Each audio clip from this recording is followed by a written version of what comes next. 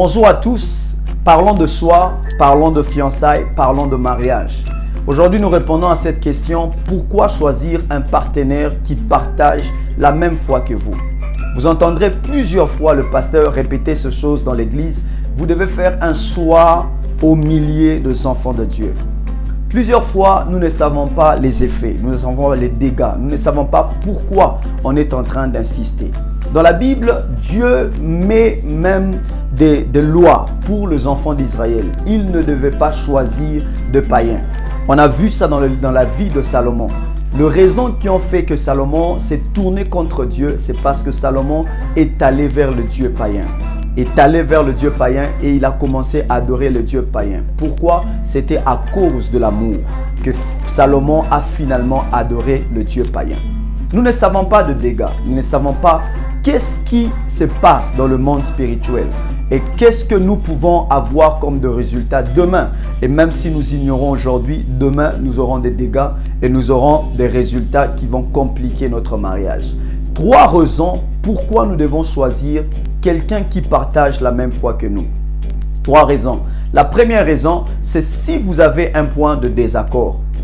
Lorsque vous avez un point de désaccord, dans le mariage, il y aura beaucoup de problèmes. Il y aura des problèmes de stérilité, il y a de l'argent, il y aura des problèmes de belle famille, il y aura des problèmes d'amis, il y aura des problèmes de comportement, il y aura des problèmes de caractère. Il y a plusieurs problèmes qui viendront dans votre mariage. La Bible déclare, c'est dans la détresse, il invoque le nom de l'Éternel que dans la détresse. Alors, dans tous vos problèmes, vous aurez tendance à courir vers l'Éternel. Et si vous courez à l'Éternel, pendant que votre partenaire ne pense pas partir à l'Éternel, ça sera un problème.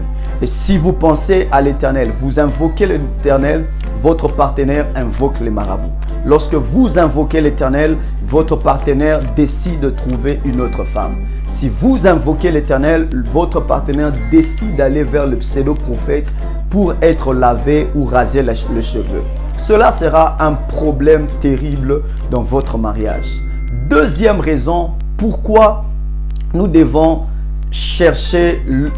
choisir un partenaire qui partage notre foi. C'est lorsque Dieu vous donne une parole particulière.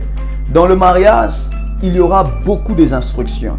Lorsque vous entrez dans le mariage, Dieu peut vous appeler dans un appel particulier, un appel de ministère, un appel de la politique, un appel de la médecine, un appel dans des différents domaines, de différentes ONG que vous prétendez réellement que vous avez entendu Dieu parler.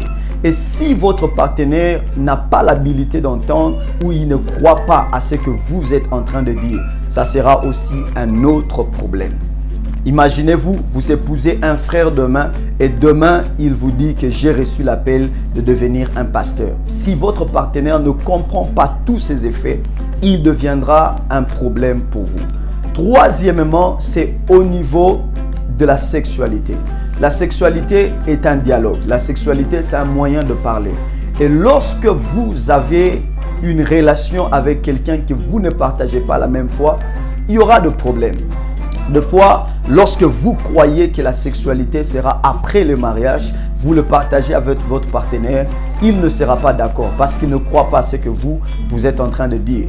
Il y aura aussi, même dans le mariage, des moments où l'Éternel vous demande de vous abstenir d'une relation sexuelle pendant 2 jours, pendant 3 jours. Il est permis. Comment est-ce que vous arrivez à convaincre votre mari à propos de la prière, à propos des instructions que vous avez reçues de l'Éternel? S'il n'a pas la connaissance de l'Éternel, cela aussi sera un problème. Et la dernière raison pourquoi nous choisissons, c'est à propos des enfants. Lorsque nous donnons naissance aux enfants, nous avons besoin de communiquer notre foi.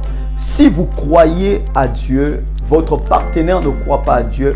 Lorsque vous pensez amener les enfants à l'église, votre partenaire pense les amener chez les marabouts. Lorsque vous pensez amener les enfants à l'église, votre partenaire pense amener les enfants dans certaines églises, certaines maisons pour des incisions et pour des incantations. Cela deviendra un problème pour vous. Que l'Éternel vous bénisse. Amen.